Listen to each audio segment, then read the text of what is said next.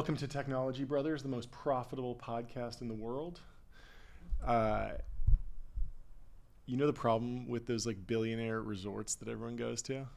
Amman, yeah. It's like where like the most expensive resorts network, basically, like well above the Ritz and the Four Seasons. Yeah. But there's an obvious problem. They're not venture backed. Exactly.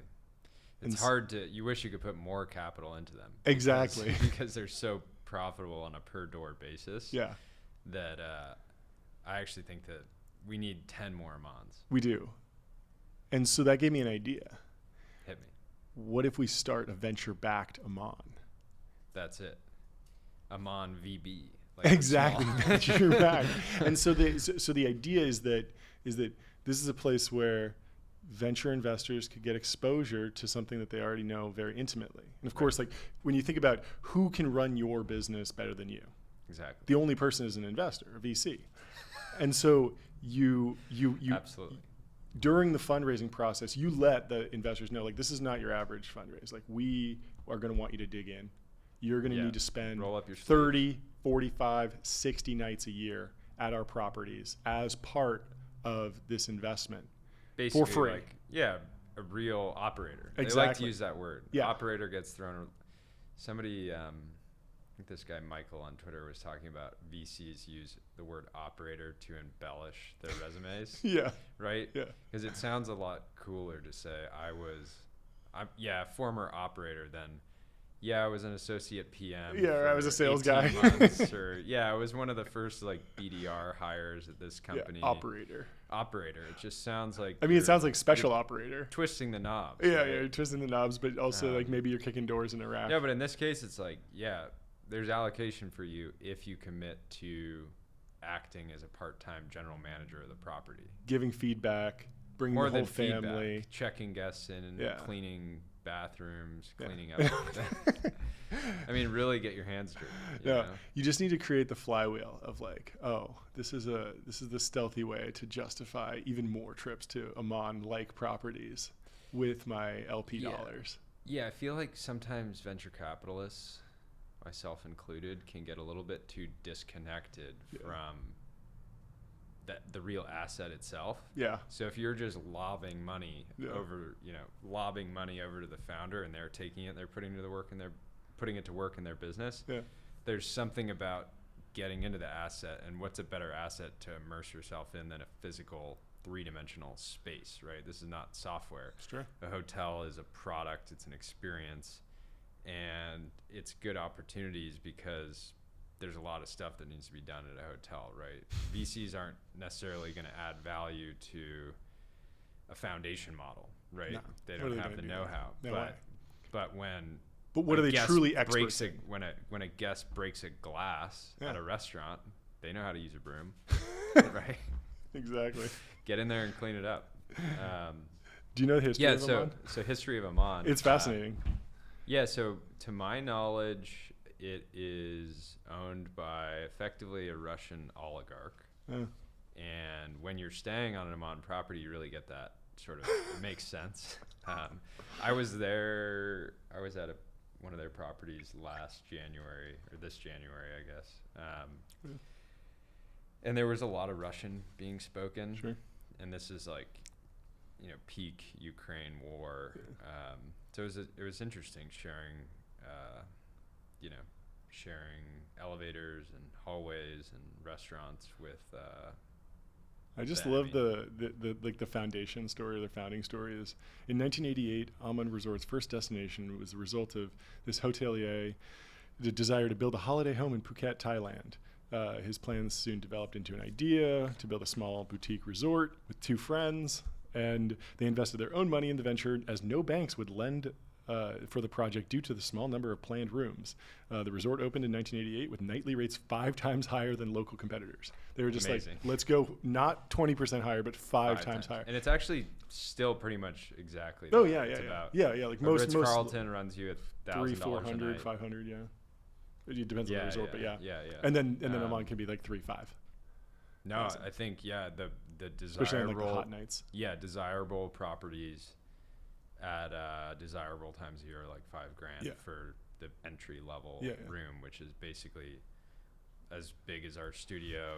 You know, Wow. our studio's here is significantly larger than their average. There is something to that though. Like we were talking about this with like Erewhon, like just going like up market, like actually giving you room to play and do something unique. The death zone is probably 20%. Exactly, just 20% slightly premium. Yeah, it was because you can't really afford to do anything fancy, or so you're just like maybe making a little bit margin. It's all this like fake branding. Whereas like if you genuinely have 5 times higher revenues, like there's a lot of interesting things that you can do with that. Yeah, the interesting thing.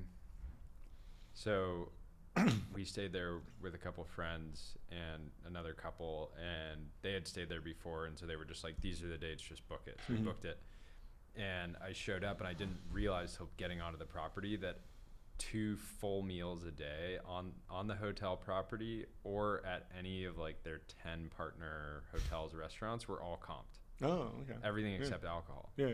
So once you were staying there, I was like, if nobody had mentioned this to me, you could have just given me the bill the whole time, because you don't go there expecting. It was the experience of having like being at an all-inclusive resort. Sure. And it was sort of funny. We were joking around, being like, could we eat 10 grand worth of Wagyu right now? Because it's technically like all you can eat, right? I mean, with that price structure, you can't afford not to go. You can't afford not to. Yeah, so I recommend Amon if you're bulking and you want to do a clean bulk. Wagyu bulk, as they call it, where you get 90% of your calories from A5 Japanese Wagyu. Yeah, stay at Amon. I love it. Did you watch the Tesla event? Of course. What'd you think? It was a fountain of virality for me. I had 2 banger tweets come out of it. There you go. I mean, you wish they would hold an event every week. Exactly. I mean, it's like it's prime for X content. Everyone just wants to post about it. Unfortunately, the moment that stands out to me the most, aside the visuals of the new technology and stuff, are when Elon went, all right, now let's party. Yeah. And then it didn't go or whatever. And then he was like, okay, now let's party or let's drink. You know, it was sort of the timing was a little bit awkward for overall, like, was it? I don't know. It was strange. He seemed, do you think it was all the political stuff? Like he didn't seem locked in. He certainly wasn't on. I heard someone say like, his first love is SpaceX. He's a rocket guy, but Tesla's gotten a lot bigger and he loves the company. But like that was the company that he had to step into and be the CEO and invest in and like save the company and make it work. Whereas like in a perfect world, like he would just be spending all his time on space stuff because that's what he was like obsessed with. But I found it very odd that he didn't acknowledge, and this is something that pretty much all CEOs do, but you could usually get around this, like acknowledge like the state of the market. Like there is a very clear like bull thesis for the Tesla strategy of like not doing what Waymo's doing, like not doing LiDAR, not starting with limited runs, not having expensive hardware that the company Waymo owns these vehicles. They clean them. They have a staff. Now they might spin that out at some point, but right now like the cost structure is purely internal. Has Google ever spun out a successful product? No, this would be the first one. Yeah, so it almost seems like. I'm not even talking about spinning out Waymo as a whole, which I think a lot of people think they should do because it just has a very different economic structure than Google Ads. It's just wildly different. Even if it's going to be a great business, like they should split that at some point.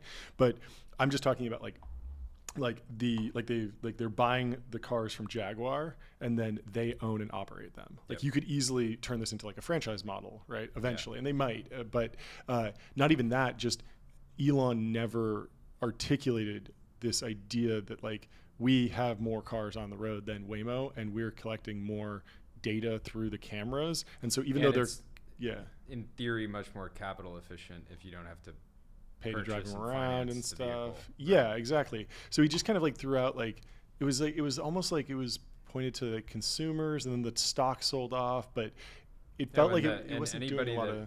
Anybody that's a bear can now easily, without any real objection from Elon, go, okay, so Tesla is generally promising what Waymo is already doing today.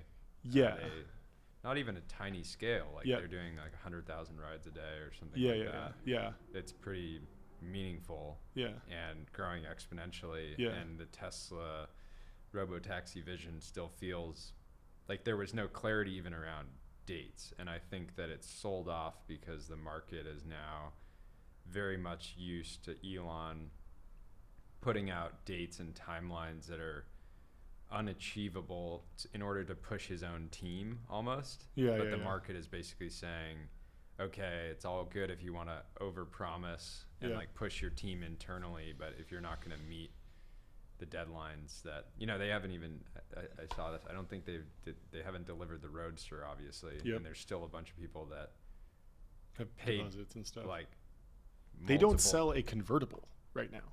They Yeah. don't sell a convertible, a full-size SUV, or a minivan, which are like Yeah. three of the most popular. These are like really important segments of the market if you want to dominate. I would think. I'm I hoping don't. that they do I something spend like all my time in minivans Yeah. or convertibles. Or convertibles, There's right? No in between. that. Yeah, and yeah, I wish they'd have a little bit more breadth in there, and also just like different designs and stuff. There's a lot. I did like that they were pulling some of the Cybertruck design. Like the event did like look like the future, which I think is good. And I think that he should have stressed that it's like these Waymos like are ugly. Everyone knows that. And so him saying like, okay, one of our principles and our deep beliefs is that like aesthetics matter to the success of these projects. And then what else matters? Well, scale of the data. Like everyone in AI, they constantly repeat, scale is all you need. Scale is all you need, right? Like you just need bigger and bigger transformers, bigger and bigger LLMs, scrape all the web, get all the video, get all the audio data, compress it down, and then you get magical results. And that's what the true believers in like this end-to-end machine learning like theory around self-driving and what George Hotz is doing at Comma, like all of that is around this idea that if you just get a ton of data, you won't need any of this crazy like Waymo famously like hired they have a cone guy who like just does the software to like identify cones on the road.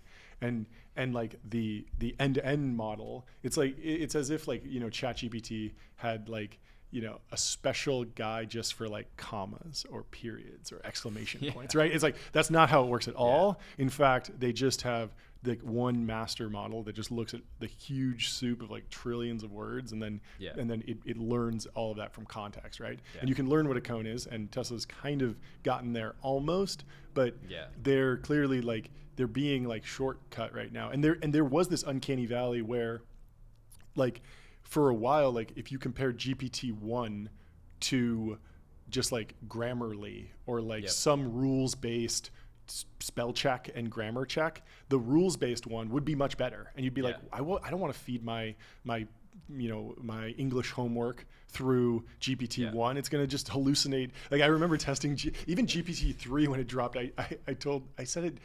One of my friends was addicted to this video game, and I was like, create a 10-step plan for him to like quit playing this video game. And it's like step 1, step 2, and by the end it was like teaching him to play the game again because it had hallucinated and done the opposite. We're back. because everything online was if I can get him to play it again, I can get him to quit again. And if quitting twice is better than quitting once. Yeah. And so for when GPT 1, 2, 3 were out, like they were so bad that the rules based like less full featured strategies worked. It's funny to think about historically. Let's say a high school student is doing their Spanish assignment. And the teacher, they would use Google Translate and use some sort of exotic string of words that was like way more advanced. And the teacher would call it out and be like, we haven't ever taught you how to combine these.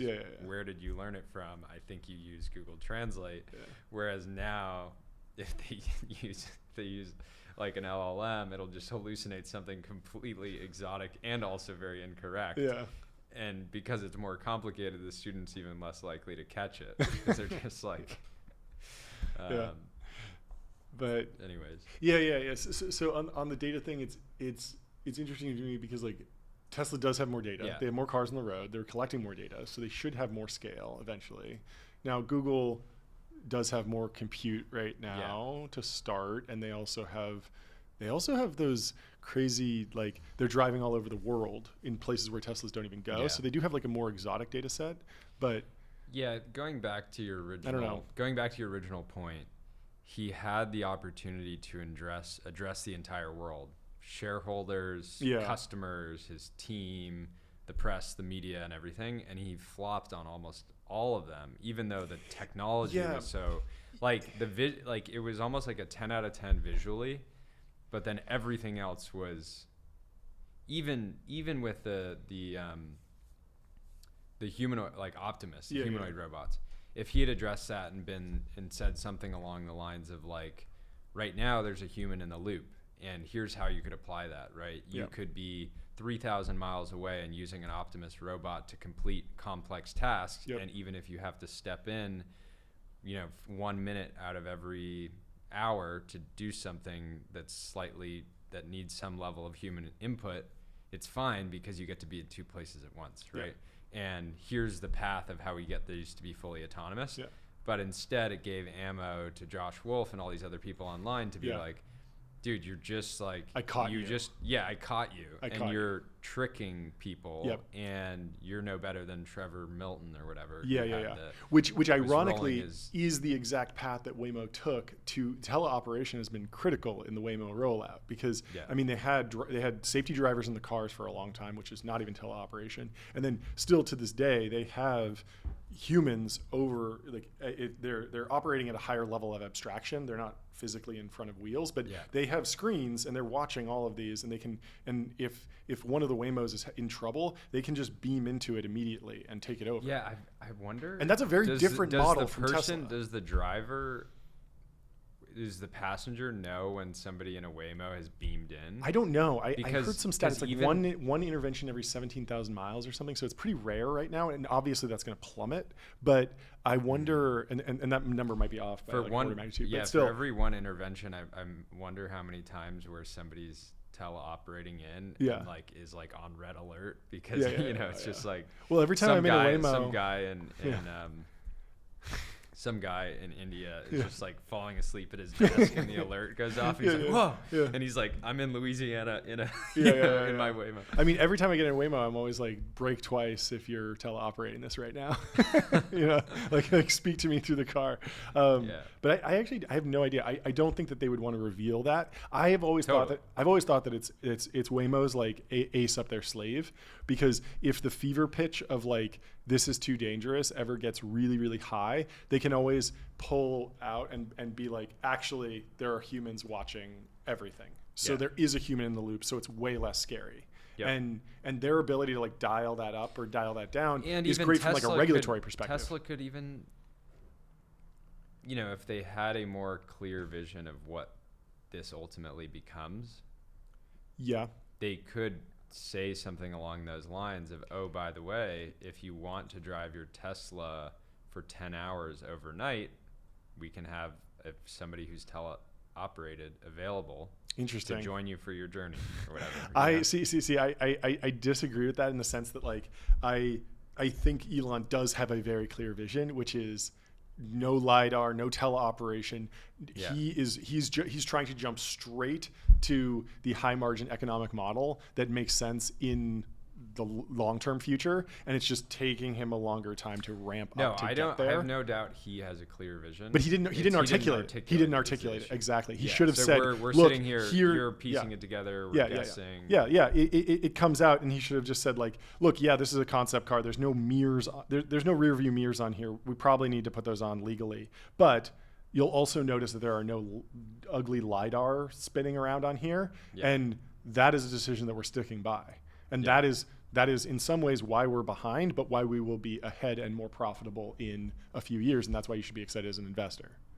But he didn't really acknowledge any of that. I do think like some of the distinctions here are important. The teleoperation thing, like the economic model, like the fact that he's trying to sell these, like these are all interesting decisions, but you have to put them in the context of like what is actually really happening in the market today. You can't just come out there and act like you're the first person to try and launch this company when there's another company that's actively running. And also my part of it is he has the biggest direct audience in the world through X. Why would you not do standalone events or do like Tesla Week and you have like a different night. The Optimus is one, and because the hard thing is you just kind of like went through it all. Like, this is our vision for the future of public transport. This is our vision for robotaxis. This is our vision for Optimus. And it was all like, you have the resources and the attention in order to, you could have done one event per week for a month. And imagine what the stock would have done if he spent the time and, you know, theoretically spent the time to like lay out an extremely clear vision and treat it as, I'm going to give you a master class on our thinking and why we're already ahead in these areas. I think it's usually, I advise like early stage companies to do this. There's a tendency for companies to want to announce a lot of big stuff at once, and it's usually a waste of all of those moments to do it all at once when you could spread it out over a month or 5 weeks and be constantly sort of top of mind and building that sort of cadence with the audience. So I think ultimately probably a mistake to just like word vomit major announcements and not give each of them. Yeah, it's interesting. I think I think back to like Steve Jobs announcing the iPhone. Like, I'm pretty sure there was a slide in that deck that had pictures of all the other best-in-class business phones at the time, and they all had keyboards. And he was like, ours will never have a keyboard. Yeah. And I think that distinction, like, you could clearly tell that he was calling out BlackBerry directly. Yeah. And he didn't get sued for that. It wasn't defamation. And Elon seems like more of like a wild man when it comes to communication. And yet he didn't actually articulate, like, is he going to war against Waymo? Does he think Waymo's bad? Like, what are they getting wrong? I don't think the average consumer hold my hand a little bit on that. Yeah, does the average consumer or shareholder understand the difference between LiDAR and the technology Tesla's using? Yeah, you sent me this Dustin Curtis analysis. The Tesla event could have told a huge inspiring story about the future, explained the philosophy behind what they're building, and then put everything into the context of how human life is going to change for the better. Instead, Musk randomly and briefly showed off a couple of world-changing concept vehicles, casually introduced a humanoid robot, and then threw out some dates and prices as though he was making them up on the spot. He raised 100 questions, ignored them all, and then, after complaining about parking lots, said he wanted to go party. There was no concept of a bigger plan, not even a cohesive theme. Tesla is doing incredible stuff and changing the world. It's insane to me that they are so bad at telling the story of their work. Yeah, I kind of agree with that, but I wonder, I do think about it in the context of like Imagine SpaceX. Jack Dorsey announcing all those products. Like, he probably wouldn't be the guy to build any of those products, but he would have like, even having like slides with a good cadence that he was on and able to just sit up there and, I don't know, getting the whole world's attention and then just being like that. Yeah, it's interesting to compare with SpaceX, because like a few days later, there's like that amazing, the Super Heavy came down and they caught it with the chopsticks and the Mechazilla like structure. And that was just a video of the thing actually happening. So it was just like, yeah, they had said it, but I don't remember. No one remembers like a press conference about that being a plan. Like, it was like maybe mentioned on podcasts and stuff, and then it just happened. And it was like, okay, this is just a thing now. I guess we're just catching rockets. It's like amazing. And like, I think that, I mean, there isn't much storytelling there, but very quickly you can see like, oh, wow, okay, if they catch it and it's already on the pad, well, you're going to be able to refuel it in hours instead of days. And so you can send up. And if you watch the whole video from that launch, the rocket is only gone for like 8 minutes. Yeah. Isn't that crazy? It just goes up and then it comes back down, because it doesn't need to get that high up, and it's just boosting it, and then it comes back down. So it's like 8 minutes. And so you can see, okay, this is going to get really, really insane when these things are like really pumping. But yeah, like no one's even waiting for like the next like SpaceX, like, you know, conference. Like, it's just like, okay, he's done some of those. Show not tell. He did the crazy like point to point one, where he was saying that like you're going to be able to take a rocket across the country in like and be from, you know, New York to Tokyo in like 15 minutes or whatever. And now watching them catch the rocket, I'm like, yeah, that's going to happen. Like, for sure. It might be really expensive, but it seems like it's definitely going to happen. It's interesting because he's deciding how to market both companies. Yeah. Because the Tesla thing was just marketing. Yeah. To shareholders, to future customers, fanboys, press. It's just marketing. Yeah. the SpaceX thing is actually not marketing. It's just they were just proving that they could do it. Yeah. It's just one step along Yeah. their journey. But it's interesting that you wonder how he treats those two different things. If SpaceX was already public, would he have taken a different approach to that whole event, right? Or does he feel like, I don't need to market anything, I'm just doing things? Yeah. I mean, it is so much more visual watching a rocket land, even over a car. You know, it's Yeah, but something if you take your Tesla was kid to. private right now, would he have done the Optimus demo? Yeah, maybe not. Probably not. Right? Probably would have just Because like, like let it speak a little- teleoperated, Yeah, exactly. teleoperated humanoid robots are. Because you not could just do an that. investor day for your private investors. Yeah. You don't need to publicly signal. Yeah, I guess that Yeah. makes sense. And then the competition is just wildly different. Like Yeah. Google is, I mean, there's a lot of like, you know, problems with the company. It's a little bit old, but it's not Boeing, right? Like they have like some of the best machine learning engineers in the world. Like they have a lot of resources. It's still a very young and agile company compared to, you know, ULA, like the Lockheed Martin Prime, you know, joint venture. Should we move on to, did you read this, the 10 Things That Matter Right Now in Seed VC by Sam Lessin? Oh yeah. Did you read this? I might have shared this. Yeah. Oh, I think the one of the reasons I shared this is I think that Slow, Sam, Yoni, Will, all those guys have carved out their own style of content marketing that looks so unprofessional. Yet, which is just them taking notes in their app, screenshotting it, and sharing it. Yeah. It often has the red line underneath. It still has the red line. Yeah, it still has the spelling mistake marker. Yeah, but it works. And I just it shows think that's like how they figured think. out. They have created an incredible magnet for the types of people that they want to meet and doing it in their own way, which is honestly smart because they've realized that the blog in the context of Twitter is almost dead. You can't get visibility on links anymore. Yep. And so they're like, okay, we're just gonna like screenshot it.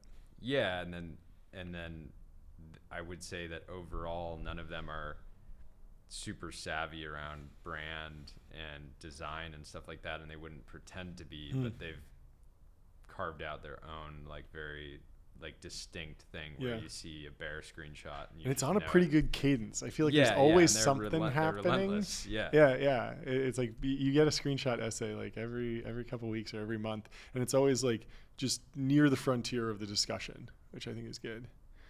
It's kind of interesting. Did anything jump out to you like in the actual piece?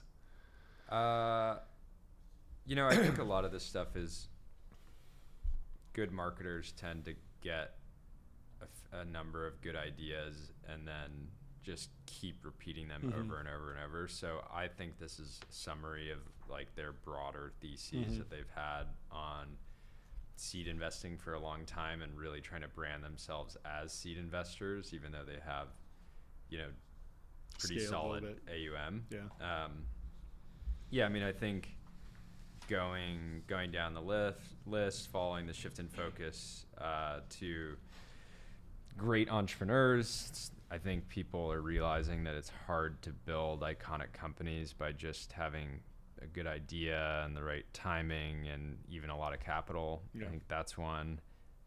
What about the one about like the next generation of like Gen Z founders being disillusioned by the fundraising treadmill, wanting cash flow profitability, these types of things, like more like a rebranding of the lifestyle business? And like it seems like he's thinking about that more and seeing like, okay, it's possible that the next amazing venture-backed founder just doesn't really get on the venture treadmill, and that could be rough for my business. And he's kind of like processing that. That's what I took away from it. Yeah, I think that I don't know how real it is though, but they've been, and I know this from hearing it directly from founders that they've recently backed, where they are pretty upfront with their founders, where they don't care which path their companies try to take. I think it's just about this general encouragement that capital efficiency is cool. Bryce from Indie VC is doing something similar, right? It's okay if this is your last round. He's been on that. Yeah, he's been on that forever. And even if you talk to Bryce, he's not against venture capital. No. I think that he just doesn't want to wind up with a thing where like half the portfolio is like completely faking it just to get to the next round to like scale up, and then they wind up as zombie corns. Yeah, the thing that I talk thing that I feel like comes up a lot when I'm talking to companies is it's the stupidest thing in the world to go start a fundraise or to ever in your business be like, we're only going to finance our business this one time. That's the last time. It's like every business that is enduring uses financial instruments at different points in their life cycle for different reasons. It might Apple be for inventory. Bonds. Apple's issuing bonds. They have $100 billion in cash. Yeah. Or something. Why they do that? So you coming out, I don't give anyone any points at all for being like, oh yeah, we're never raising again. It's like that honestly it shows a kind of general scarcity mindset and fear of dilution, or it honestly makes, when I hear a founder go, I never want to raise again, all I hear is, I want to own 45% of my company forever. Yeah. Because it's not just that, it's like the decision to pick a particular financial instrument should be driven by the dynamics of the market and the business and whether do you have an insane amount of really valuable R&D expense that's going to get paid back 1,000-fold when you have a monopoly on whatever. Well, obviously venture capital is perfect. Or is it just OpEx and marketing dollars? Like maybe that should be financed with debt, or is it inventory or CapEx? Like pick the financial instrument that's correct for your business. When you say, I don't want to raise more money, that's different from saying, I actually understand this industry really well. I understand my business and how we fit into the industry. And because of the way we're operating, venture capital is not the right fit for us at this scale. So instead, we are financing the business this way or that way. But coming into it as being like, okay, step one, I'm going to write off one particular financial instrument. And then step two, I'm going to, build whatever. And maybe it aligns with that. Or the even worse is, I don't like fundraising, so we're just going to raise it. I'm like, the skill set needed to raise money is the same skill set needed to find and close customers, hire great people. And there's a lot of people that will be better fundraisers if they just have a phenomenal business. But yeah, I think it's been an interesting, you can learn a lot about a founder by how, when a VC goes out and is like, it's okay to tell us that you only want to raise one round, like how they react to that tells you everything about their ambitions.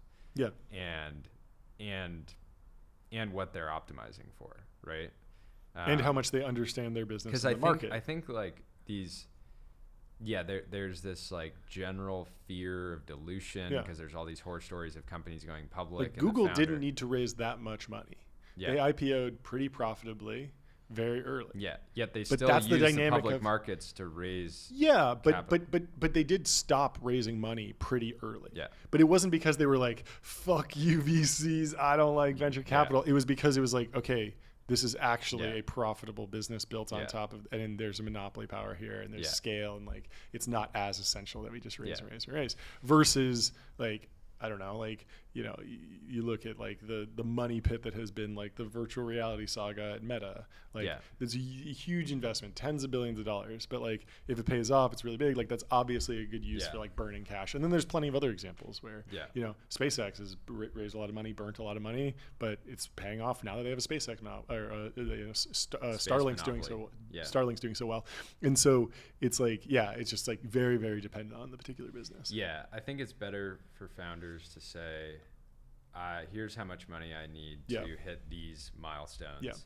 And as CEO of the company, my job is to make the price per share go up continuously. And if there's opportunities where I can take on capital and increase the rate of increase in the value of the shares, then I'll repeatedly do that. Because that's the thing about dilution, is nobody's clawing back your shares. It's simply that you're increasing the number of shares, but it just make the share price go up more. It's simple. If you're doing your job, it's all accretive. Anyway. So anyways, I think well, here's another one, another screenshot. I think this is from Yoni. This is so Yoni, he's at Slow, right? He wrote a screenshot essay about the bull case for OpenAI, and then Eric Newcomer wrote a piece about the bear case for OpenAI. I don't know if they were. I don't know who was responding to who here, but or if they were even, or just two guys shouting into the void. Yeah, maybe. But I thought they were interesting, and I think we've talked about OpenAI and the price a few times, but I think that there's a lot of other stuff going on in AI that we should talk about, specifically the energy stuff that's going on downstream of all of that, and then a little bit of like, how, like, kind of the knock-on effects from like the big deals, like. There's like, I think we're going to see a lot of notebook LM type startups, and then we're also going to see a lot of the power generation companies shift into AI driven narratives already. I mean, we're already seeing this, like this Kairos Power company just did a huge deal with Google to generate 7 new nuclear reactors. It's pretty crazy. The irony of woke Google employees having to realize that nuclear is actually kind of makes sense. I don't know if they ever had a problem with it. I think it was always like oil and gas. Yeah. I think the anti-nuclear stuff was like, it was like the version of woke from like the 70s, like post like Cuban Missile Crisis. But in the modern era, like most like Google employees are probably pretty pro-nuclear. It's not as heretical as like people think. It's been like pretty mainstream, and it's certainly mainstream right now. But I think the other real like factor is like Google and the other hyperscalers have all committed to big ESG commitments to be like net zero. So they did a lot of work to build out renewable energy sources for their existing data centers, which was fine when they were just serving ads and it wasn't that intense. And now they're like, okay, we need to 10x our energy budget as we go into like the AI era. And how are we going to do that without burning fossil fuels? A lot of AI folks are worried about that. And we talked about this last time, like XAI is just like, they're pulling from everywhere. They're burning natural gas, but then they're also pulling from the grid, and they're doing solar, and they're just doing everything they can possibly do. What's Mark? You remember when Mark was sending pro-fracking tweets? Which one? Mark Zuckerberg? Mark Andreessen. Oh, Andreessen. This was only like 2 years ago. He was like drill, frack. Something like that. Well, I have this interesting theory that like if we had a president in the turn of the millennium, like instead of Bush, you had someone who was very in tune with the technology community, we never would have gone to war in the Middle East, because war in the Middle East was never about energy. You don't think so? But that's not a topic for but because at least at the time there was like this big narrative like, oh, we're going there for oil. Yeah. But what actually wound up happening? Well, like America didn't really get that much oil from the Middle East. That's not the end conclusion of the wars in the Middle East. And the fracking innovation led to energy independence. So like the technology was there the whole time. It just wasn't recognized. And so it's potentially, it's at least one possible narrative is like an ignorance of technology backed us into a corner that led to more international aggression. Potentially. Anyway, good time to be good time to be an energy company, because the tech companies are going after you. Yeah, I do think one thing is I had a thesis for a while that a lot of the anti-oil movement was funded by, like, there's a scenario where the GCC, the Gulf, countries, kingdoms, whatever you want to call them, there's a scenario where they're like, hey, what if we spent $100 million a year campaigning against oil to discourage people from investing in oil production, right?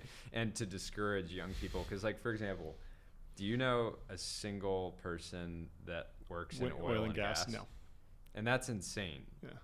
We know, like, I know people in pretty much every single industry. Yeah. I know one guy who has a small, like, S&B oil drilling business. Something related to that. Something related to that. I know one guy. Yeah. And if you go back 30 years ago and you asked how many of your friends work in oil and gas, it would probably be within our networks, it would or the kind of network that we might have had 30 years ago, there probably would have been 20-25% of people were like, yeah, I work in oil and gas. Because what's interesting is that even just a couple of years ago, I didn't know anyone who worked in energy, period. Yeah. And now I know nuclear and solar founders, but for a long time. And yeah, still, we know more nuclear. We know way more nuclear and solar people, yeah. but they are not generating a lot of power yet. Yeah. They're still in the venture scale. So R&D. here's the theory, the very insane tinfoil hat theory of mine is that if you spent $100 million a year campaigning against how bad oil is, you could probably prevent billions and billions and billions and billions of supply from coming online, because it's just discouraging people from going and saying, sure, oh, I'm going to buy this piece of land and I'm going to start fracking, right? Yeah, because yeah, it's just like part of the sort of, people didn't even think, most people in our generation weren't thinking, oh, wait, oil's like the most in-demand substance in the entire world in this massive industry. Yeah. I should just go do that, you know? So, anyways. Well, yeah, I mean, we know Isaiah at Villar, he's going into oil and gas basically, but through a renewable pathway, which is a little bit different. What else should we do in AI?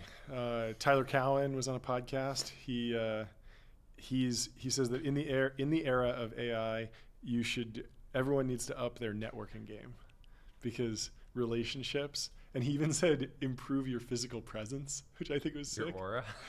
I don't know if it's aura, but it sounded like get jacked, or like, you know, likability is going to matter. Likability and connections and personal relationships are going to Senra is one of his probably top 3 learnings from studying history's great entrepreneurs is that relationships run the world. Yep. So that tracks.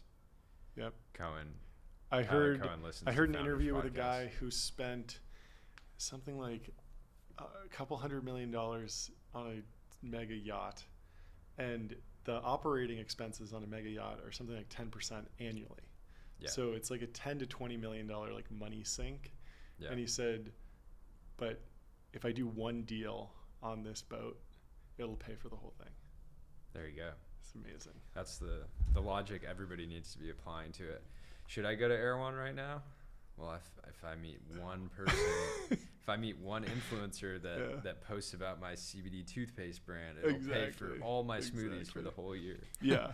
I mean, the sad thing is like there is like the degen version of that, which is like going to the club and like getting hammered. Like, you know, it's like not good. Or the Notebook LM, we already talked about that. I met one of the designers from Notebook LM last night. Oh, really? Yeah. That's sick. And he was like, imagine having, I think it's like a 6 or 7 person team at Google that created it. Yeah. And I was just talking with another founder that I invested in. Is he going to spin out and get and raise money? No, I don't think that's how it works. No, but like, I mean, he can just quit and build something competitive. Yeah, no, I think it's probably a higher ROI for him to stay within Google and be the creator of the hot new thing. Because apparently, think about it, when I think Google TV started as like a 5 to 10 person project internally. Google TV. I've never heard of that. You mean YouTube? No, Google had a Fire Stick. I think no, that's Amazon. Yeah, Amazon Fire Stick. Google had a TV product. Chromecast, but it was they have some. Oh yeah, you can like watch baseball on YouTube TV. Google TV. Yeah, so Google TV started as like a 5 to 10 person project internally, and a founder that I backed was on that original team, and it went within 2 years was a 500 person organization. Wow. So like so this guy from Notebook LM is like he could go from being on this tiny team to a hyperscaler within this tiny, and then choose, and I'm sure there's a lot of but talking about the value of relationships in the AI era, who was it? Brett, what's his last name? He's been at like Twitter. He just raised a $4 billion valuation for an AI agent startup. And that was a good. Why can't I think of his name? He's on the board of OpenAI, wasn't he? I forget. Brett Taylor? Yeah, he's been the CTO of Meta and a bunch of companies. He's like, there's no technical moat deep enough to justify a $4 billion valuation for an AI agent startup. It's based on Brett's ability to cross-sell to everyone in his contact list, get to $450 million ARR, and sell for $10 billion to Amazon in 36 months. Very real. That's going to be good analysis. That's going to be a quote tweet in 18 months. Yeah. Should we do Brother of the Week? Brother of the Week, where to start? Technology Brother of the Week. But first, I need to tell you about Patek Philippe. When it comes to luxury timepieces, there's one name that stands above the rest, Patek Philippe. Since 1839, they've been crafting some of the world's most exquisite watches, each one a masterpiece of design, precision, and heritage. Now, Patek Philippe isn't just about telling time, it's about owning a piece of history. A tradition passed down from generation to generation. These watches are meticulously handcrafted by some of the world's finest artisans. They represent more than luxury. They symbolize craftsmanship and timeless innovation. So if you're thinking about an heirloom piece or just looking to make an investment in your own style, there's no better choice than Patek Philippe. Visit Patek.com to discover the collection. Patek Philippe, you never actually own a Patek Philippe. You merely look after it for the next generation.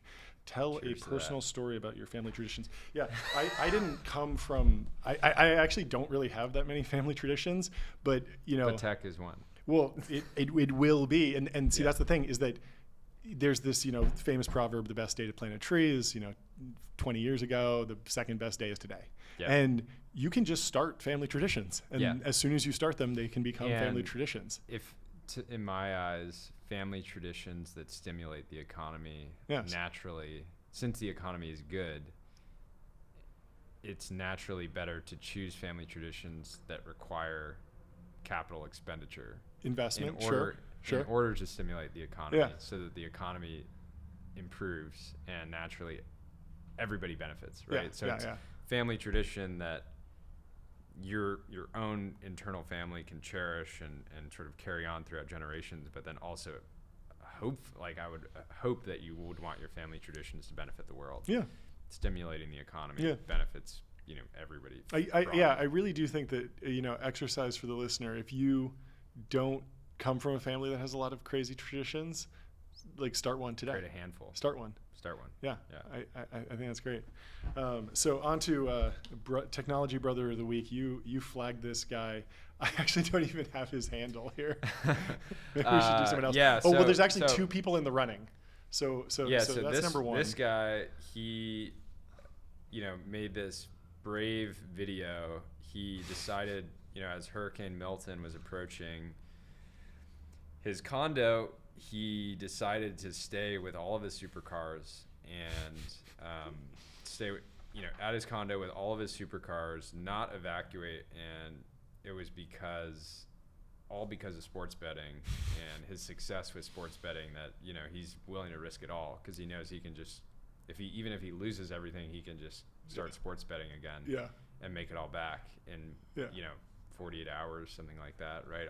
You're only 3 individual parlays away from generational wealth. And so I think he might have been using this opportunity to sell a course, but I think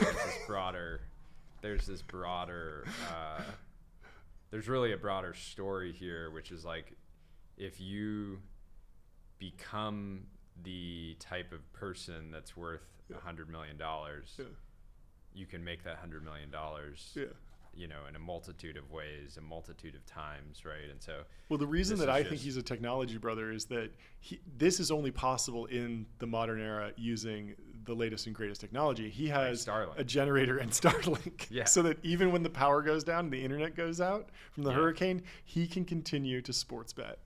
Yeah, the games are not going to stop just because there's a hurricane. You can be getting steamrolled by a hurricane in Florida and betting on Chinese tennis futures, right? Exactly. The outcome of a cricket game. Right. And what's happening in the soccer world. And I would hope that if somebody's in India, eventually getting, approached by some storm, that they would be making risky bets on, stuff that's happening here, right? Exactly. Exactly. So he has some stiff competition. We got Ryan Salame, the former co-CEO of FTX, who's reporting to federal prison today to serve 7.5 years on campaign finance fraud charges. Posted this on LinkedIn today. I'm happy to share that I'm starting a new position as inmate at FCI Cumberland. Who do you give it to between these two? Posting that you're going to jail on LinkedIn is pretty iconic. Does it deserve Technology Brother of the Week, though? I think we got to save Brother of the Week when he comes back and starts a world positive venture. There we go. Announces that hopefully, generates billions of dollars in returns for shareholders and uses that to sort of pay back the victims of FTX. I think Brother of the Week has to go to this guy. Okay. We'll put his name up. Maybe we'll link the video. Cole Housen. You are officially the Brother of the Week. One of the first Brothers of the Week. Okay. And hopefully he's still alive. Yeah. Because there's small chance that he didn't make it. If he is alive, we know that he's still selling sports courses betting and encouraging other people to follow suit. So yeah.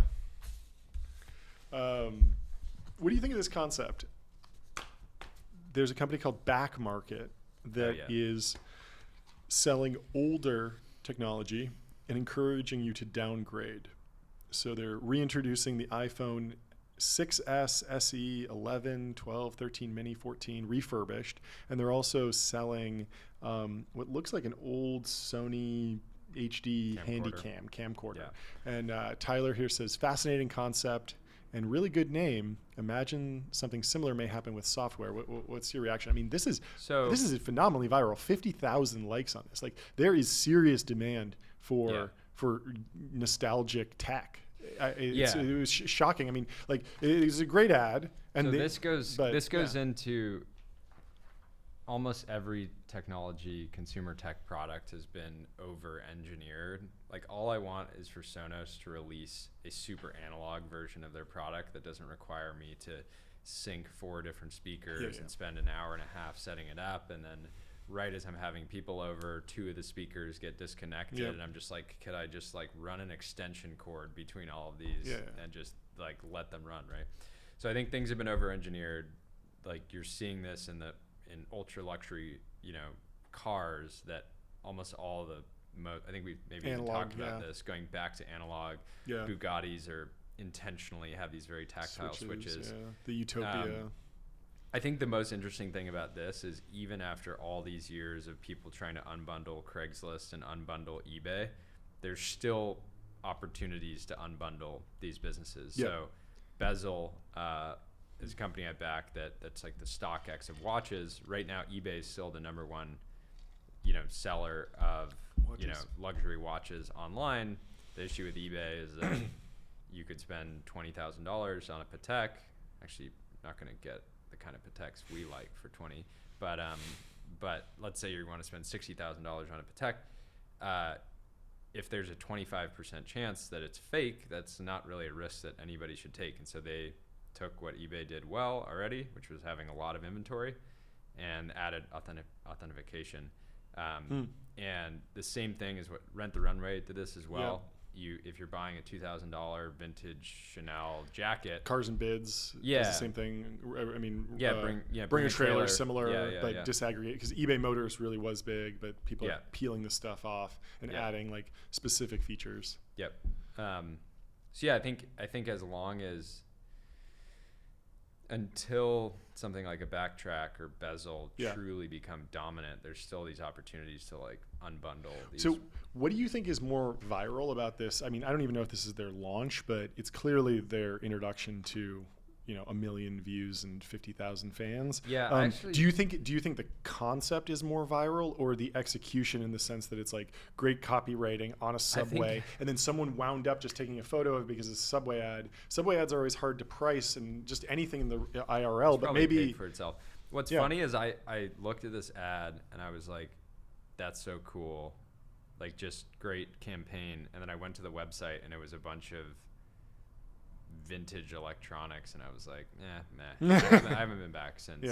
But I think this is a good example of just the power of branding and like a really good marketing campaign. Who knows if it'll make it an enduring business? But my worry with this stuff is, like, a lot of the technology there is they're just appliances, and it's this the car world is talking about this, how, like, would you ever want an earlier Model 3, or would you always just want the latest Tesla Model 3? Like, you would always just want the latest one because it's an appliance, in the same way that you would always want the latest iPhone. There's no real benefit to downgrading, as opposed to the old cars where it's like, oh yeah, like a Lamborghini Countach is going to drive in a very specific way that, like, the issue is you can sell the device, but you still don't really control the software. Like Apple can be like, we don't support this anymore, or it just doesn't run that well. Yeah, they'll force you to upgrade, but it runs terribly. Yeah. And so I think what would be an incredible product, and I don't even know if this is possible to deliver at scale, is if you could actually go back and run like iOS 4 on an OG iPhone, and it would just be so fun and nostalgic. I mean, you can get the very first iPhone. They're getting expensive now, but it doesn't have an app store. No, that's a whole. It just comes with what it has. You get maps. Like just buying Apple products when they release and leaving them in the box is like the best performing asset class in the world. Best performing, but yeah. Like, maybe it's not Nvidia, but like it outperforms like the S&P. They grow eventually. Yeah. So anyways, good example of a good campaign, and how there's not, it's not too late to unbundle these behemoths. Yeah. In terms of the other kind of like trad technology, we got to go back. Huge push against online dating recently. Have you been following this? Oh yeah. So somebody shared this chart of how couples meet in the United States, and the online is just a rocket ship from 1990, where it's basically 0, to 2020 when it's well over 50%. Now there is a community note on this it's not live, but I clicked on it because I can see what's in there. The power. And somebody was trying to fight it out in the community notes, claiming that, oh well, this cuts off right during COVID, maybe it's gone down. And then they cite some other study that was done by Zola, the wedding registry. So they poll people, and it said that now Zola claims that now the number one place that people meet is in school. And I just don't believe that at all relative to this chart, because I think this chart is a much broader selection. And I think people doing wedding registries on Zola is a specific. So this is a survey of like 6,500 people randomly by some academics. And Zola is like a very specific subset where they're like just polling their users. Yeah. And so I imagine that if you're going on Zola and constructing like this elaborate registry, you're probably like higher net worth, and then probably more likely to have met in an IRL setting as opposed to online. And so I disapprove of that community note. I think everybody can be bearish on. Everybody can hate dating apps the way that people broadly know that cigarettes are bad. Yeah. But you're not going to, until there's something better comes along. Well, I don't know that dating apps are basically selling sex, which is the primary human motivation. So you're just not going to, as long as these apps are able to offer what they're offering, they're only going to become like, it's interesting that it does seem that people are like, our society is now very, like, from a dating standpoint, dating apps are driving the majority of connections. Like, that kind of seems like it's a thing. Yet people can overcome the addiction. The only thing more powerful than the drive to just like meet whatever, for people to meet the opposite sex, seemingly is finding your person, and like these people end up giving up the app afterwards, right? Yeah. So thankfully the positive is that it seems like, finding your life partner, wife, husband, whatever, seems to get people to quit these things. So you can't really say that they're addictive, even though they're dominant, right? I did have something funny. So Monday I was catching up with a buddy who started a couple different companies with a certain tech billionaire, and he was telling me that said tech billionaire is desperately wants to fund a new version of Seeking Arrangements, which is like the sort of high end, like sugar daddy, like specific dating app. So maybe a contrarian move on his part. Why? Like, is there a problem with Seeking Arrangements? I'm assuming it's a good business. Well, I'm assuming it's one of those things where somebody looks at the design of a product and they're like, this is bad. We can make it better. So he wants to accelerate sugar baby relationships. I don't even know how the economics work on there. It doesn't seem like they're probably taking a cut, because that's the beauty of like the OnlyFans business, is that they're taking a cut of the entire like economy between the simps and the women. But it's hard if it's if there's potential for disintermediation. Yeah, but it's the whole beauty of the OnlyFans model is that they never meet in person, and so it's always intermediated by a platform that can take a fee, and that's why they're so insanely profitable. Yeah. What do you think of the idea of if Elon Musk wants to raise birth rates, he should purchase Match Group, the company that controls Tinder and Hinge, over half of the online dating market? Make a bunch of changes. Elon's a capitalist. I don't think he's fundamentally, even X. He purchased it to defend free speech, but he also bought the most important marketing channel for his trillions of dollars of companies, right? Yeah. So it's like, it's hard to argue that even, and also he has a great position to take, which is, I didn't buy this to make money. I don't care.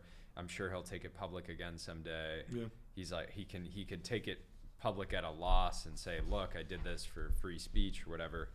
But let's face it, he has direct control over the most important audience in the world to him, and he could lose $10 billion on X and make it back 10X over with SpaceX or Tesla or whatever. It's not I don't think he's not the guy who, honestly, if he bought Match Group and was like, I'm going to re-engineer this to try to increase the birth rate, and everything that he would do to Match and their subset of companies would destroy enterprise value. Yeah. Because of course the incentives are set up in a way, all the way from the CEO to of Match to the individual leaders of their different brands, all the way down to the lowly product manager who's just like, fuck, I just want to increase DAUs just 10%. That'll get me my next, raise or whatever. Then I can go from associate I need to increase the CTR on this one button. Yeah. So anyways, Match Group is, but it's funny because everybody wants to say that Match Group is all bad, yet there's millions of couples out there that would never have met, and their lives are completely like better because Match Group products exist. Of course, yeah. So it's one of those things like nothing is ever as good as or as bad. The other interesting thing is like even if Match Group was in like the charitable, let's call it like a charitable donation range, like let's say it was like a $10 million company, but it still had the outsized effect that it has on society. Like Elon could just be like, I'm going to burn $10 million because I feel like changing the world, or 10 million. Let's call it 10 million, like super low, like nothing. Like it's a rounding error for him. So he buys it, he shuts it down. Well, like that's not going to stop someone else coming in and doing the same thing. Like it doesn't work like that. Like there's clearly some sort of like market demand here, and you can't just you can't just go around doing like this like odd brand of like capitalism philanthropy mix. I think the solution I do think people are clamoring for a solution to like plummeting marriage rates and plummeting birth rates, but the answer is don't go after the apps. You actually need to build like a better cultural institution and figure out how that can scale and be profitable. You need to make it punishable by jail if a guy sees a girl that's cute and doesn't talk to them. In real life. Yeah. Like if a police officer is on the street and sees a guy walking, notices a cute girl and doesn't say hello, I'd like to take you out to coffee, that can be punishable by up to 10 years in prison. 10 years in prison. And so it's I don't know if the government's going to solve this. I think we're looking for free market solutions here. And the free market solutions are probably like someone going and building something that's that's a really cool, like I heard one person pitch, this is kind of a wild idea, CrossFit for militias. So the idea is like if you want strong militias in America, which maybe you don't, but if you do, and you want the ability of like local groups of Americans to potentially push back against the government in a negative scenario. I You have some sort of organization. You could do the same thing where it's like, some sort of new CrossFit community, something like that, where it's like it's a scalable organization, but it's about something else where people can meet and bond. No, I want to fund Discord for local militias. Discord for local militias. Or Okay. just vertical SaaS for militias. So everything from I don't even know if there are that many militias around. No, but we need to stimulate. Okay. more. Yeah. Sure. Yeah. So, if you could manage everything from communication to inventory to recruiting to dues to training to compliance. Yeah. There's a big business to be built there. I mean, I do love the idea of and my dad group chat in the neighborhood are all early users, and and you even link it into scrape active police reports, warnings. You bring in citizen data, so it's basically like getting you get a push notification and then you like rip your suit off and underneath is like full military. I think dudes would sign up for it. I do like the idea of like, okay, we're revitalizing like the American military and working with the DoD with all these defense tech companies, but like what happens if we get overrun and like some foreign country is like on our shores? Like we need militias and we just need we need our own insurgency and we need to be prepared for that. I mean, fortunately we have the most guns of any country, so should be going back be a to mess if someone going back to the fixing the reason that I don't think dating, I don't think it's going to get better, really. Yeah. Like, I think the future that we're seeing today, which is hyper financialized dating, which is you're on this app and if you pay more money, like you can have better odds at success and all this stuff. But then the bigger issue is just that humans historically did not have indefinite optionality. Now people are so used to spending most of their time communicating online that it's not unreasonable that somebody in Texas would date somebody in Ohio and then like form a relationship that way. But the issue is that historically humans had, I think there's some data on until recently or until the last like couple decades, most people that got married were born within like 5 square miles of each other or something like that. Yeah. And that was actually positive in that people would look around and see and just like be more committal because they're like, well, this is the best person for me in my neighborhood, right? Or my city. That's or me whatever. And my wife, like, and super easy. Just like, oh, like family's here, everything's here. Like, guess we should get married. So I think that the era of optionality, seeing the entire pool across the entire and it doesn't even country matter because the thing is somebody's using dating apps and they meet somebody and then they stop using dating apps, they're still going to go on Instagram and see the same number of so eliminating, even if you regulate or try to fold Match Group or whatever, it's not going to stop. Instagram is the bigger. That isn't interesting. Like obviously, like I want the free market solution here, but it would be interesting if like legally you couldn't have you had to have some geo restriction on the matching. Yeah, or so like you can only get 5 matches a month. Something like that. Yeah. We're limiting matches. I don't think that's ever gonna happen. No, that's why I think whatever you're seeing today is exactly what you're gonna see for the most part. The relentless march of techno capital. Even the prevalence of I don't know if this made it in the stack, but there was somebody tweeted, I think it was like on the Character AI Reddit, and it was like, so long, their favorite character that they were chatting to, I finally met someone, thanks for teaching me how to talk to a woman. Okay. It certainly helped. So that's, I guess, one positive, right? If the sort of incel audience is chatting with these AI bots and they're like, damn, I low-key have game, right? I have thought about that where is this maybe there's a scenario where it's like a boy is talking to an AI girlfriend and a girl out there is talking to an AI boyfriend. And because they're on the same platform, the two AIs, you can kind of do a match across them, and you have a lot of data to know, because you know every interest about the boy, because you've collected, hours and hours of communication, and you've connected hours and hours of chat logs with the girl as well, and you can look across the network and say, wow, these two people are actually perfect matches. We should just introduce them and disintermediate, and then the AIs leave. And then the real life boy and girl meet, and they're like, wow, it feels like I'm talking to the AI boyfriend or AI girlfriend that I've been talking to for the last year. I'm glad I gave it so much training data.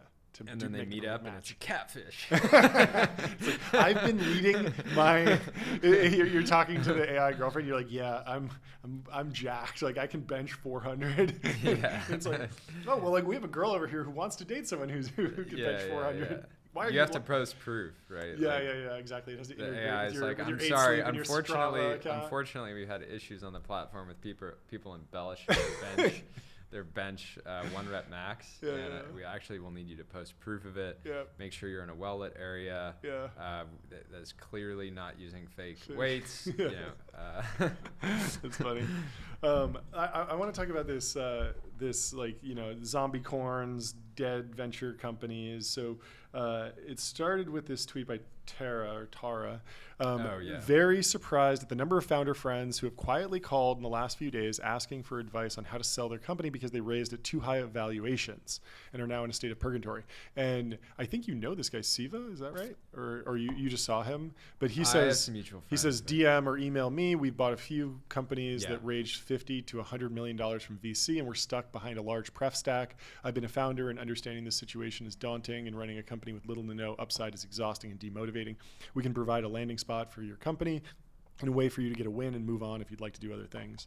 This is my bad signal to founders or investors that see founders stuck in these situations. So who ZERP companies that raise too much. The irony is that the person he's quote tweeting just sold her company for like a big outcome. Oh, really? She had a really successful exit, and then it catalyzed a bunch of people. Well, to be like, oh, how do I? Actually, I actually don't know the details, but I think people did very well. Okay. Like I saw employees tweeting that were like, "Whoa, I'm rich now." You know, Okay. cool stuff like that. So she has a big outcome. A bunch of people are like, "Whoa, how do I do that? How do you sell your company?" Yeah. Because people still have this perception that, I don't know, a lot of venture-backed founders think that their company is worth something close to the last valuation that they raised at, even if they're not, or even their seed valuation. And that's, whatever. So, but what I think is funny is you have these people. So Jeremy Gaffon was probably over a year ago, maybe at this point. He goes on Invest Like the Best. He starts talking about special situations. Everybody's like, whoa, you've been doing and he's giving examples of deals that they've done at Tiny for a really long time, where they're buying companies for less than the asset value of the business. And he's calling them like log jams and special situations, where he's coming in as a somewhat neutral third party saying like, how do we deliver what everybody wants? The VC wants oftentimes to just like take a write-off or clean it up or stop having to spend any time on it. If they're on the board, they don't want to deal with it anymore if it's not going to return their fund. So he's solving that for the VCs. He's usually giving a deal to the founder that allows them, and whatever the core team is, that allows them to save face and hopefully see some ROI or walk away entirely if they want to do something else. But I think it's funny because now you have Jeremy, who has his new fund, who's fully focused on this. So you have to imagine he's going to be ahead of a lot of these other people that are coming out and now trying to compete here. But Jeremy is competing with Tiny Capital, Andrew Wilkinson, who's still trying to do the same deals, even though to my knowledge Jeremy was the guy like really leading the charge of that practice. And so all these guys who are running holding companies are basically now like doing like distressed finance, where they're just coming in like trying to find value and unfuck these situations. So anyways, I think it's great that these players exist in the space. It's generally positive, I think, for pretty much all the stakeholders, but the nature of everybody realizing that these are good opportunities is going to make, the increased competition. We'll see if I don't know if the venture industry could support as many of these types of players as they can micro funds, right? Yeah, I wonder what the wheelhouse deal looks like for, or like where is their value when there's a log jammed like B2B SaaS company? Because I feel like if you raise a ton of money, you didn't get to product market fit, but you're in the last era, it's like, okay, well, you probably aren't doing like a AI first approach. You're probably doing something else. Maybe you have some customer list. It's like I struggle to think of like why I personally would want to own one of these companies, but how do you feel about it? So imagine a company that raised $25 million and gets to $5 million of ARR. Sure. And they're not profitable. In fact, they're burning a lot of money. Sure. And they stop growing. Yep. Suddenly that company is companies that don't make money and are not growing are worthless. Yeah, they're worthless. Especially if they're losing money. Yeah, right? Of course. And so you take one of these 5 million ARR businesses that's not really growing anymore, and if you wipe out the pref stack, massively decrease costs, focus on sustainable growth, you could probably sell that business for $25 million in like 3 to 5 years, right? I'm just saying like, maybe. I'm not saying it's easy. Like, I'm not saying it's easy. Without any more, without like putting up significant more capital, that feels hard. Not necessarily though. I mean, so here's maybe if you're plugging it into something that has like heavy synergies, like sure, it's like, okay, they have a product that we can cross sell or something. I'm not saying it's easy, but I'm just saying if a 5 million ARR business with a $25 million pref stack that's not growing, if you wipe out the pref stack, reduce costs, and find a way to grow sustainably, and then you get profitable, and then in 5 years you go to a strategic and you say like, hey, you guys should actually buy this for $50 million because it's accretive to your business. Yep. The person that bought the business for whatever, if you paid $5 million for it, you're going to do great. Yeah. So that's why all these people are circling, being like, I really want to see the like the histogram. And it's actually good to give. VCs love to add value via intros. Yeah. And so Siva and Jeremy and Andrew are all going to be like pretty much buddy with all the VCs. Yeah, getting those calls and intros. Hey, this company stalled. There might be talk to this one. Yeah. Yeah. I just wonder on like the histogram, like how much capital is going into each deal. Is there any other structure? Is it just well, yeah, the other thing here is that these funds can leverage debt. Yeah. So if you're buying a business, there's totally possible you could buy a business for $5 million of ARR with $5 million of ARR for $2 million of cash. Yeah. $3 million of debt, and if you sell the business for $25 million, it's a pretty good multiple on your cash. It's just it is kind of high stakes. Not easy. It's kind of high stakes because like you got to cut costs fast to pay for the debt. And then you've now cut costs, and now you have to grow. Yeah. And while maintaining margins in this new era, because you're not like this hot company trading at some premium. Everyone knows you're like this turnaround.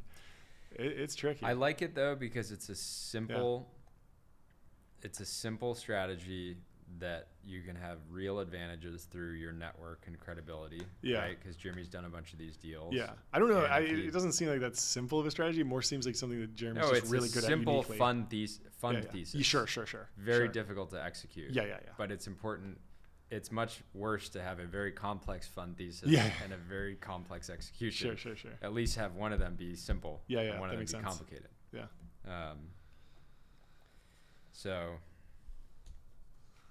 Yeah, because I don't know. There's just not that many. Nobody wants to buy a business that's, for the most part, it's not that strategic to buy. If you have a company that's working, it's not that strategic to buy a cost center. Yeah. Yeah. But if you can turn it into like a profit center and something that's accretive. Yeah. It's interesting. I wonder how much of the hack and slash is actually going to go on. The what? I wonder how much like hack and slash is actually going to go on in those deals. Like Twitter is kind of like the famous example of like a really bloated company, 5,000 employees. It's now below 2,000. It's getting closer to 1,000. Like that is remarkable. But yeah, when I'm thinking about a $25 million raise, it's like, well, maybe they got to 50 employees, so they could go down to 10. Could they go down to 20? Like, Maybe. Yeah. Like that doesn't seem Well, that and the crazy hard to thing me, is but if you're going after these SaaS companies or consumer apps or Yeah. whatever they are, you're still at 5 million of revenue and trying to be super capital efficient. Yeah. You're still threatened by all the next YC batch. who's gonna be Exactly. like, we're building SaaS for, With AI. with AI, It's like the and next it's like hot thing. And they're going to you burn know, money to like Yep. acquire those same customers. That is so. really tough. Yeah. But if you've found some niche and like the revenues are pretty strong and Yeah. sticking around. It's just interesting. There's the startup community generally has this attitude Yeah. that anything's possible. Yeah.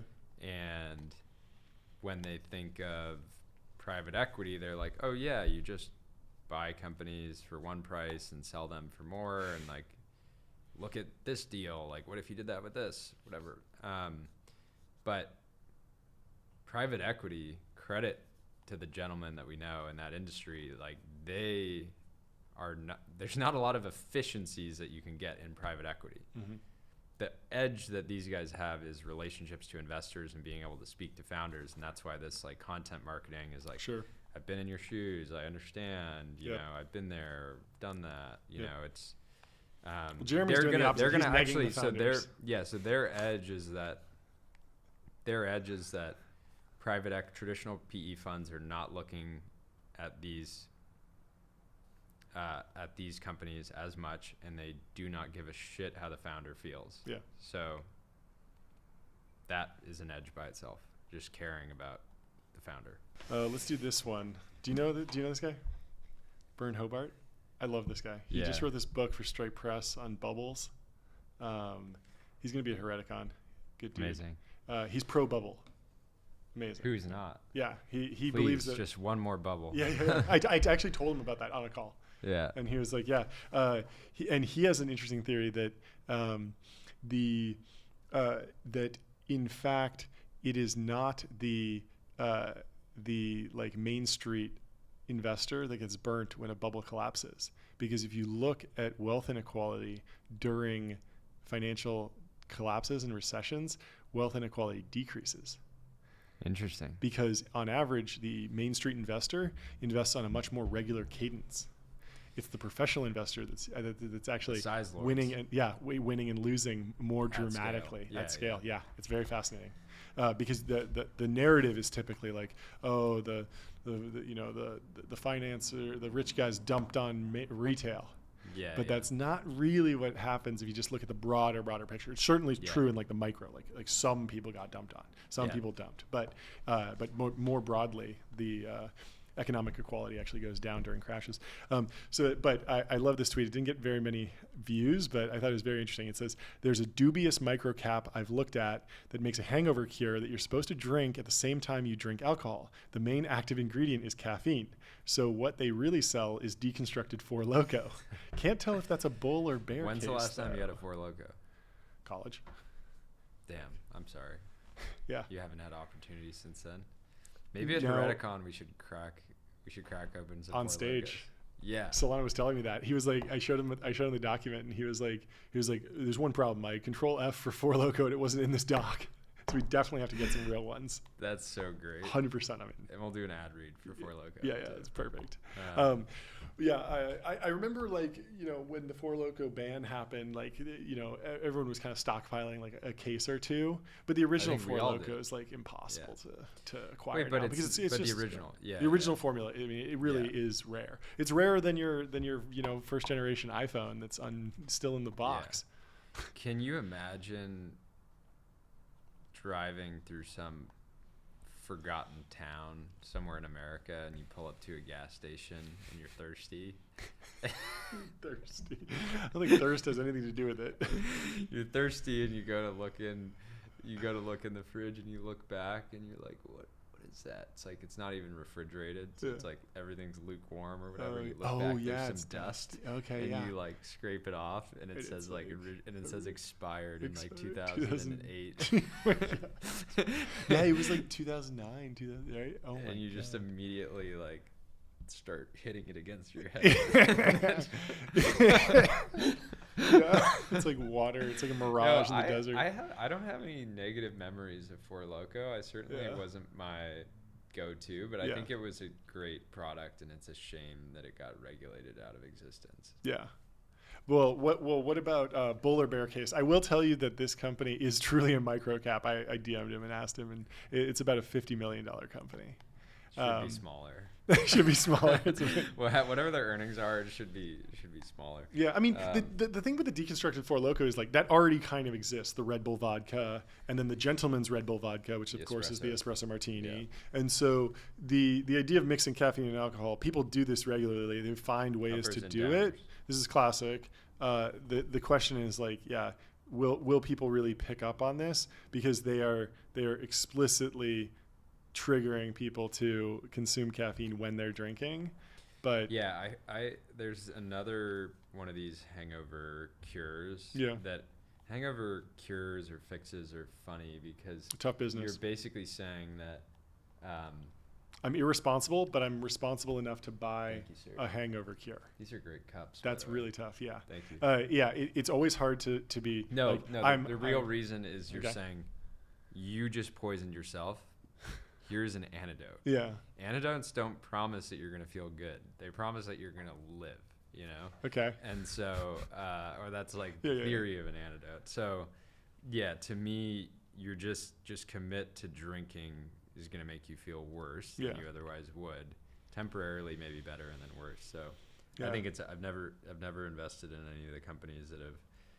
There's clearly demand. But I have a friend who runs one. It's doing pretty well. They focus on like weddings too. That's like it's been a growth area because everyone's gonna be drinking at the wedding. So if you can get into the wedding planner network, then the wedding planner can present this as like, oh, this would be a lovely gift for everyone. You put it in a little gift bag when they arrive. They take it before they drink. It's actually like a biotech company. They have like really good science. And so it's this enzyme that breaks down the alcohol. It really does work. Z-Biotics? Yeah, Z-Biotics. Have you tried Somebody it? was telling me that Z-Biotics is like, I don't want to misspeak. Yeah. And I don't want to talk poorly about anyone's. A for-profit enterprise. But yeah, no. You know, I tried Z-Biotics and I was like, this didn't work, and you know, I don't know. I'm very affected by alcohol, though. I pretty much. The next time I drink alcohol, and probably the only time in Q4 will be at Hereticon. Sure. On stage with Four Loko. Yeah, exactly. It is always hard because it's like if you have the forethought to think of taking a pre-alcohol hangover cure, you also might have the forethought to like mix in a glass of water or just drink less. So it's hard. It's a very tough business. Eat a bigger dinner. Or drink more water. I mean, any business that's or have your blood boy waiting at home. Like any business that's predicated on like you doing less of like the 7 deadly sins is always tricky. Like, you know, the dating app that's not predicated on just more and more casual sex. Like that's going to struggle. Right? To me, if I was going to invest in a hangover cure, it would be somebody recreating John McAfee's like protocol, which have you seen? No. You should pull it up. Ben, you should pull this up or put it on the screen or something. But his protocol is like, you know how he always like, whenever he does a video interview, he's no longer with us. Yeah. But allegedly. We don't know. Allegedly, yeah. He's probably listening to this right now. Yeah. He'll go on these rants where he's like, how did I drink 4 bottles of gin a day for 6 years in a row and you know still managed to hold the federal government hostage for 200 days in a row. And he'll outline this like crazy biohacker stack that he's on that like is like helping with his liver and all this other stuff. And so he actually had it dialed. So like the McAfee stack is, if somebody wants to build that, I'll back that. I back that because it clearly works. Like the guy was like drinking like. We got to do a deep dive on the He McAfee wasn't just stack. partying. He was drinking. Like he. He's like putting as much effort as Brian Johnson is into surviving, but also like just refusing to not drink. Yeah. It's great. Like the easiest win possible. Yeah. How can I survive well? No, probably like would have still doing the single worst thing I can possibly do for my body. Yeah. Wow. What do you think of this? Dennis says, you're busy trying to get into founder mode while the 18-year-old Zoomer clipping Kai Cenat and Aiden Ross on TikTok has a higher ARR than your entire B2B SaaS startup. Why'd you like this one so much? I mean, I just think it's an amazing, if you could go back in time and tell Ben Franklin that some 18-year-old would be making millions, he would be like, yeah, that was what I envisioned for America. Yeah. You know, it is interesting. To go back to Jeremy Giffon, by the way, Giffon is it Giffon? No, I think that's Giffon. Giffon. But it's so funny because his favorite business ever is like Lazard. Yeah. And Giffon just happens to feel like it's already in the same realm of is that the fun name? Giffon Capital? Giffon and Company. Yeah, there you go, Lazard. Great. Yeah, that makes sense. Yeah. I mean, he told me this one interesting thing was like he just like one of the highest signal data points that you can get on a founder when they're young and you're thinking about backing them for the first time, they've never done a business before, is just show me a Stripe account with money coming in and simultaneously a high school report card that happened at the same time. Like all I care about is like you made money while in high school. Yeah, let me show you this picture. And that is a great signal. And I think that it's interesting because this seems ridiculous, the 18-year-old Zoomer clipping Kai Cenat and Aiden Ross clips on TikTok, but that 18-year-old Zoomer is probably the next great B2B SaaS founder. Like probably. Not unreasonable to back that person. You evolved from the lowest common denominator. Yeah, and that is going to get retconned from this low status clipping Aiden Ross clips on TikTok to, I had a social media management company, or I had Did an I ever ads show you this company. picture? No. This is my first company. Okay, let me see. J-Man Designs. Okay, sick. Literally when I was 12, I figured out that I could get skateboards manufactured in the Midwest for $17.50. Wow. And I got my mom's help designing a graphic, and I raised the money from my aunt who gave me like $500 for the first round, and I bought a bunch of boards, and my number one sales channel was friends' birthday parties. So when my friend's birthday was coming up, I'd go to their parent and I would sell them a skateboard at $40 or $36 or whatever. I was making like 50% margins. I should have gone higher. Yeah.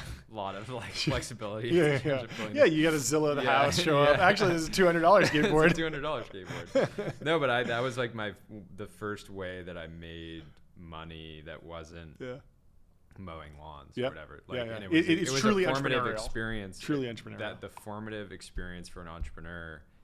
It's one thing to do a service like copywriting or any of these other graphic design, buying a product for one price and all you do is resell it. This is my first job too, or my first like entrepreneurial thing was buying DJ equipment in America and then selling it on eBay and being willing to ship internationally. And so figuring out that like certain companies with this very niche DJ equipment didn't have the infrastructure set up to distribute internationally. And so I would just be like, I'll go figure out all the stupid custom stuff. And a lot of people that wanted like the best audiophile gear would be like, dude, if you can buy this for me and I will pay the extra shipping costs and the premium to do it. And you just go figure all that stuff out. And it was only possible because of like the internet. Yeah. And fundamentally, I still bring that up to founders when they're like trying to over philosophize their businesses. I'm like, are you making something for one price that you will be able to sell for more than that price? And if so, how much more? And if, depending on the market, like that's either going to lead to you creating a big business based on the margin profile or not. And so many people forget that, and I've forgotten that at multiple points in my adult life. Of fundamentally, it's about making something for one price, selling it for more than that. Just starting with like a basic widgets business, and somebody's gonna clip this and be like, two guys discover business. It's basically like, here's the thing. So like, if I have this piece of paper, right, and I can get this paper for $1, and you're willing to pay $2 for this printout of a tweet. What else do we have? We have a couple more things. I wanted to see. Did you actually dig into this story about Mark Andreessen giving $50K in Bitcoin to an AI agent? Yeah, I did. It was over. It was dramatized by an AI doomer. Yeah, dramatized by an AI doomer. Turns out, like, the money, like, went into an account and, like, was never actually touched. So, like, the AI, it's not like the AI was like, I'm gonna use this to do that. Yep. It was just sort of like, Mark sends it. Yep. And then calling Mark. This reminds me, I was at dinner the other night and somebody brought up Epstein, and for some reason I was like, Jeff? Unrelated, and I called him. I was like, no, but Jeffrey would have. Like, why are you calling him Jeffrey? Like, what's wrong with you? Oh my God. Is there something that we need to know?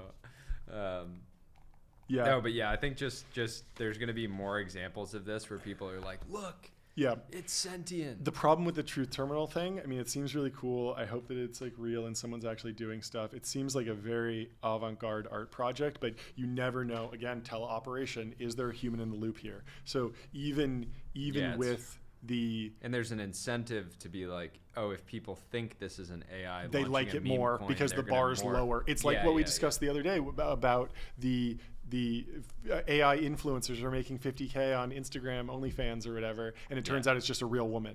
But if a real woman says, oh, these are AI generated, people are like, oh, wow, this is incredible. This is the best AI model I've ever seen. Yeah. And there's going to be a lot of that, like faking it, both in the teleoperation, both in this, and just having a filter there. It is interesting. Are you familiar with like Move 37, this whole story? So when Google DeepMind, Demis Hassibis was trying to beat Lee Sedol in Go, the Go master. So computers had beaten chess and they'd become superhuman at chess, but Go was computationally much more complex. So something like, instead of being like trillion possible board positions that you could potentially search with a supercomputer, it's like quadrillions and quadrillions. So it's like impossible to just brute force it. But they applied deep learning, scaled, they trained, and they played, billions of simulated games. And eventually the AI became very good. Everyone thought that Lee Sedol, who was the world champion, was going to wipe the floor, and he wound up losing. Yeah. They made a whole documentary about it. It was crazy. And in there's this moment where they're playing, and at move 37, the computer, DeepMind, places this piece like way off of the board where like no one, not off the board, but like it's a legal position. It's just a very weird play. Like no one would ever do this. No human would ever do this. And everyone was very confused. They were like, oh, there's like a bug in the software. Like something's weird about this. But Lee Sedol like got up and was like, what the fuck is going on? Like, this is weird. Like, I don't get this. This is not how people play this game. And that move wound up being critical, and they won because of this move. So it was like true discovery of like a novel strategy. Yeah. And that is like what we're looking for in intelligence. When you say like an AI system is intelligent and superhuman, that's where we're getting there. And with LLMs, the thing that would be interesting is if there was this AI like agent that was figuring out a way to crack open multi-sigs on Solana. Oh yeah, or something like that. Yeah. Right? Again, there was a rumor about that too, but very unlikely. But even like, so these move 37 type moments, I've been waiting for something to happen where it's just like a sentence, a poem, a paragraph, something that feels like inspired and like a viral tweet that clearly provably came from an LLM. We won't know that it's that OpenAI has reached singularity until an agent on the OpenAI, like built on the OpenAI platform, buys a McLaren P1 to gain the favor of Altman. P1 or F1? Well, I think he would. He'd respect both. He'd respect both. Yeah. But I don't know. It's interesting. It's definitely getting a response from the crazy AI doomers. Doomers gonna doom. But I like that Mark YOLO'd $50K to this project. Like that's fun. That's what he should be doing. Like that's awesome. I'm excited. Increase it by an order of magnitude. Probably on the next run. Did you read Sequoia's generative AI thing? Their whole paper. Application layer is important. It's a bit too serious for our bones. I think so. No, it is. It's so long. No, it's but one of those things here's where the funny thing. The only thing that I'll comment on that is it feels like a year ago, everybody was like, the application doesn't matter. Building at the application layer is stupid. Wrappers are stupid. Wrappers are stupid, and now it's like all in on wrappers. Yep. But then a year from now, I think it'll be back to, oh, you know, like I don't know. It's just funny to think that only like 6 to 12 months ago, people were saying that software is dead. Or the end of software. So this report is coming within 6 months of the end of software. Yep. So who's right? Both of them are right. You know, like that's honestly my opinion is I think that long term both of them are right, and that software is going to be massively disruptive. Yeah. But there's still going to be massive value accrual to specific products. Yeah, I mean the computing hardware companies were valuable, and the software built on top of them was valuable after the .com boom. Yeah. And even the telecom companies were pretty valuable. Yeah. And so the whole stack is valuable.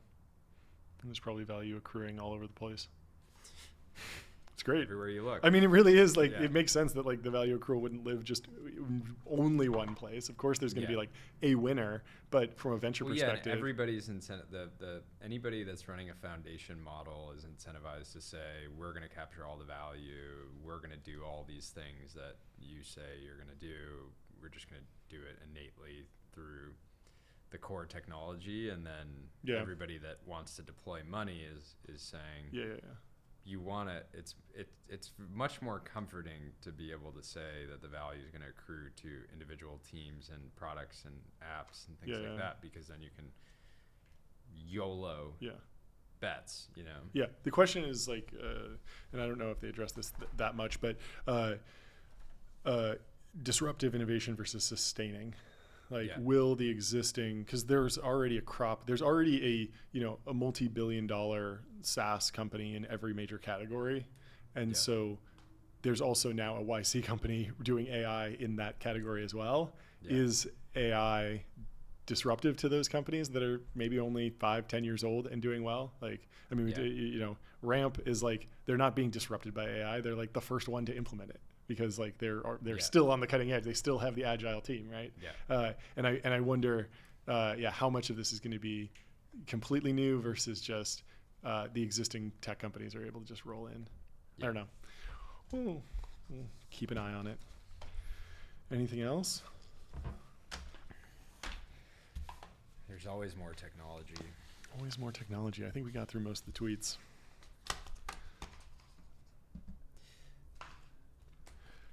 I have been using those Meta glasses more. The Ray-Bans. The video ones. With the kids, I went for a walk and had my hands full with dogs and babies, and it was great. Able to take some photos. The photos are not that great, but the thing that I actually liked was being able to just talk to the AI while you're walking around, hands-free. Because you just say like, "Hey Meta, like, what's the, what year was the Declaration of Independence signed or whatever?" And it just gives you. Ben. It just gives you like little facts and stuff, and it's like a little bit easier than pulling out your phone for like the random question. I think that's kind of cool. You become the cell tower that the data is being transmitted. You're gonna hate that. I actually watched a Huberman clip about that. EMS. And he had someone on who was like a brain scientist and who was basically like, it's chill. So, I think there's like the scientists agree. Now the bro scientists agree, but like we got to come up with a new tier for like even more conspiratorial tinfoil hat guys. The tinfoil bros. Tin men. Just the bros, not bro scientists. Just bros. Don't even pretend to be a scientist. Dude, we should have a tinfoil hat in the background somewhere. Like, for sure. Just like a really, really high quality one. Anyway, I think we crushed it. We think we did all this stuff. Let's wrap there. Jordy, did you want to talk about Tim Walz?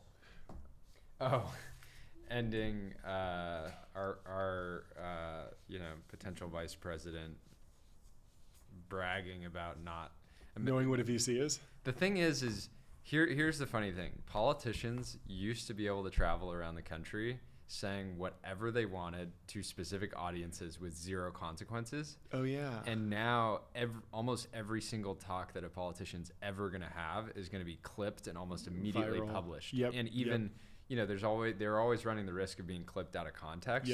But Tim Walz can't you can't go and speak to a bunch of guys that work, he's clearly pandering to a specific audience of being like, well, the funny thing with Tim Walz, the guy says he doesn't own any stocks or any financial instruments. He doesn't have retirement savings. He's just planning to live off of the government forever. Like he came out and said, wow. Yeah, okay. He has his pension from being in the government or whatever. He says he sold his house. He doesn't have any, he's all in. Like the guy's all in. You got to give him credit for that. But he has zero exposure to stocks, the market or whatever. So this is the guy, this is, it was Dan Loeb who was tweeting and saying like, is this the guy that we really want, making decisions around, the economy and, whatever. But yeah, Tim Walz going and, he's probably speaking to some group of like, I don't know, agriculture, manufacturing being where the like, VCs aren't in that so state apparently at all. the guy I'm running against is a venture capitalist. Yeah. I don't even know what a venture capital is. And it's like, dude, you can't, even if that's true, if you want to win this race, like, why are you going and bragging about something? Like, there's literally a fairly large constituency of like VCs for your campaign, VCs for Kamala. And then also it's like the Obama administration, the organization that they met with outside the government more than any other during the administration was Google. Like the Democratic Party is like well entrenched with tech and venture capital. Like this is like well established, and so playing this like, oh, I don't even know what that is. It's kind of silly. I feel like the last week has been interesting for him, where there was a pic of the video of him going hunting. I didn't even see that. Where he's trying to show that he's a good old boy that loves guns and stuff like that to sort of get the male vote, but back to back of blowing it with them because it was clear he didn't know how to load his shotgun, and then straight into saying he doesn't know what a venture capital is like you're kind of alienating both crowds of guys that know how to load a gun and then guys that know what venture capital is. And I think that middle group that doesn't know what either is not going to be that influential in your election. But anyways, that's enough politics. I'm looking forward to the next episode. Yeah, me too. Thanks for listening.